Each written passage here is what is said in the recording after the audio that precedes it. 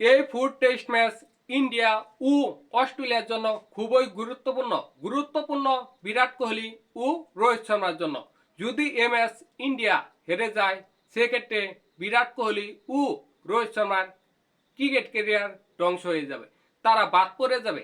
দেখেন, ইন্ডিয়া যখন নিউজিল্যান্ডের সাথে তিনটা টেস্টের মধ্যে তিনটায় হেরে গেল, তখন ইন্ডিয়া ডাব্লিউটিসি ফাইনাল থেকে ছিটকে গেছে, অনেকে ধরে নিয়েছে।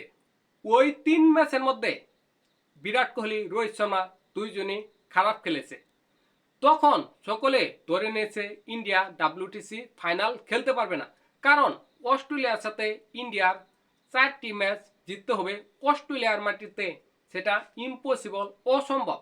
কিন্তু যখন ইন্ডিয়া অস্ট্রেলিয়ার মাটিতে অস্ট্রেলিয়ার সাথে প্রথম ম্যাচ জিতে গেল, তখন সকলের মনে একটু আশা জেগেছে যে হয়তোবা ইন্ডিয়া ডাব্লিউটিসি ফাইনাল খেললেও খেলতে পারে। কিন্তু দ্বিতীয় টেস্ট ম্যাচে ইন্ডিয়া হেরে গেল সকলকে দুঃখ দিয়ে। তৃতীয় টেস্ট ম্যাচ ইন্ডিয়া হেরে যেত, বৃষ্টি ইন্ডিয়াকে বাঁচিয়ে দিয়েছে এবং ডাব্লিউটিসির স্বপ্নও বাঁচিয়ে রেখেছে। এখন যদি ইন্ডিয়া এই দুইটি টেস্ট ম্যাচের মধ্যে একটি ম্যাচও হেরে যায়, সেক্ষেত্রে ইন্ডিয়া ডাব্লিউটিসি ফাইনাল থেকে বাদ পড়ে যাবে, অস্ট্রেলিয়া ডাব্লিউটিসি ফাইনালে চলে যাবে। তখন ইন্ডিয়া বুট চিন্তা করবে যে তারা নতুন একটা দল গঠন করুক, বিরাট কোহলি রোহিত শর্মার বয়স হয়ে গেছে, তারা ভালো ক্রিকেট খেলতেছে না, তাদেরকে বাদ দিয়ে নতুন একটি দল গঠন করবে, যাতে তারা ভবিষ্যতে ভালো সার্ভিস জিততে পারে। আর যদি ইন্ডিয়া ডাব্লিউটিসি ফাইনালে যেতে পারে, এই ম্যাচটি জিততে পারে, তাহলে রোহিত শর্মা এবং বিরাট কোহলি নিয়মিত খেলবে যতদিন পর্যন্ত তারা নিজের ইচ্ছায় অবসর না নিবে।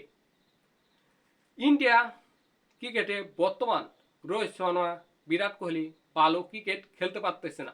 নিউজিল্যান্ডের সিরিজে বিরাট কোহলি, রোহিত শর্মা উভয়ই খারাপ খেলেছে।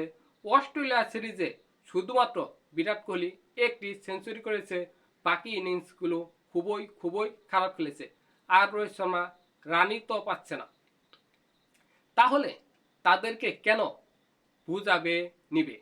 কারণ ইন্ডিয়া ক্রিকেটে ভালো ক্রিকেটার রয়েছে, যেমন বিরাট কোহলির জায়গায় সরফরাজ আহমেদ, রোহিত শর্মার জায়গায় অনেক প্লেয়ার রয়েছে।